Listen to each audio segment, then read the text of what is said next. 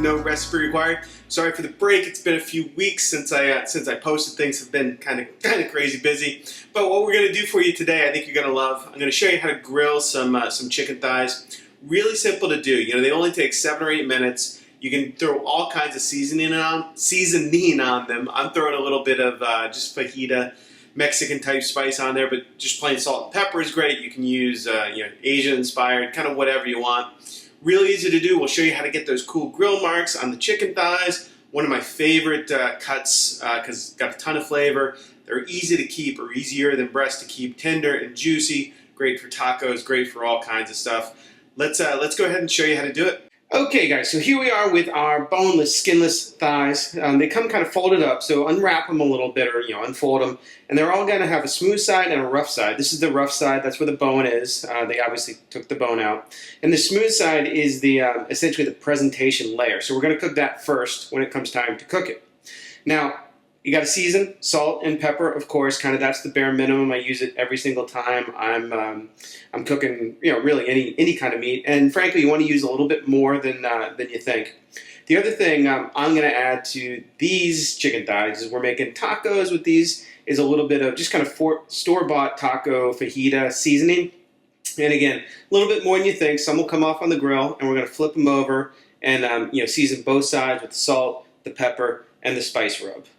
So I put all the seasoning and spices on about 10 minutes ago, and I turned the grill on as well. So it's getting it's getting super hot. And as it heats up, or right before we're going to put it on the grill, I'm going to just put a thin coat of olive oil kind of on all the thighs here.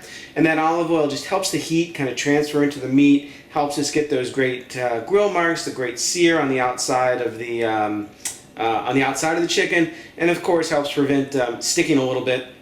You can pour it on like I'm doing here, just a little drizzle, or you know what, throwing it all into a bag, like a Ziploc bag, and throwing some olive oil in there and mushing it all up is another great way to do it. All you really got to do is just make sure it's kind of fully covered. All right, so let's get going on our grilled thighs. Now, I got a super hot grill here. Grill marks are not all that important, but if you want them, you got to use a super hot grill.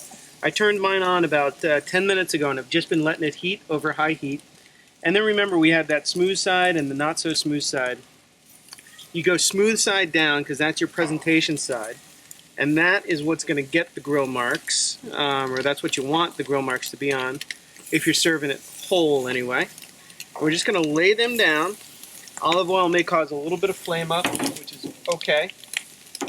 And we don't touch them. We just kind of close the lid. You can kill the heat a little bit. Closing the lid will help prevent a little bit of flame up. But really, we just want them to sear for about 2.5 minutes. Okay, so it's been about 2 minutes or so, and I haven't touched them at all. If you go flipping and touching, then you're not really going to develop that sear and certainly the grill marks on the outside. And that sear is where the flavor comes from. That's what we're looking for. So we're going to flip them over. I just flipped these thighs once. You try and do them in the order that you put them down in, so I'm not even sure what I did last time. But handy to do kind of the same consistent pattern.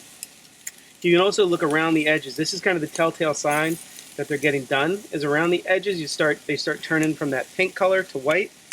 And that is a good clue that it's time to flip them over. Because these boneless thighs like this, they're so thin, they're kind of even thinner than I'd say chicken breasts. They don't take all that long to cook. So we're going to flip them over. Again, I'm not worried about the grill marks on the other side, certainly, because that's not going to be the presentation side. We're going to close the lid again, let them go for another 2 minutes or so, and then we'll be ready to pull them off. Okay, so I did that first side for 3 or 4 minutes. We did the second side for 3 or 4 minutes, and there's a good chance they're going to be kind of fully cooked through right now. I actually like to cook thighs a little bit longer than cooking breasts. If you need to, you can go ahead and just move them to the cool part of your grill, or maybe up on the top rack here until they're finished cooked. Using a meat thermometer, getting up to like 165, 170, I think is the right internal temperature for these thighs. Then once we pull them off, we just want to make sure that we let them rest before we cut into them, let those juices kind of set a little bit. All right, so after you take them off the grill, you want to make sure your thighs rest for at least 5 minutes or so. But there, you get that nice, juicy, beautiful cut of tender thigh meat, perfectly cooked all the way throughout. And I will see you next time. on No Recipe Required. Alright, so these chicken thighs are super easy to do, super tasty, and all that grill mark flavored crust char packs a ton of flavor. I'm going to go ahead and put a link up here to my soft taco recipe. If you do these chicken thighs, it's a great filling for tacos. Go ahead, check those out. And, you know, if chicken's not your thing, or if chicken's still your thing, but you like steaks, I'm going to put up a link to some of my favorite grilled steak recipes. Absolutely spectacular. You can become the master of the grill with just a few practice tries on these. Give it a try and let me know how it goes. Don't forget to subscribe, and I'll see you next time on No Recipe Required.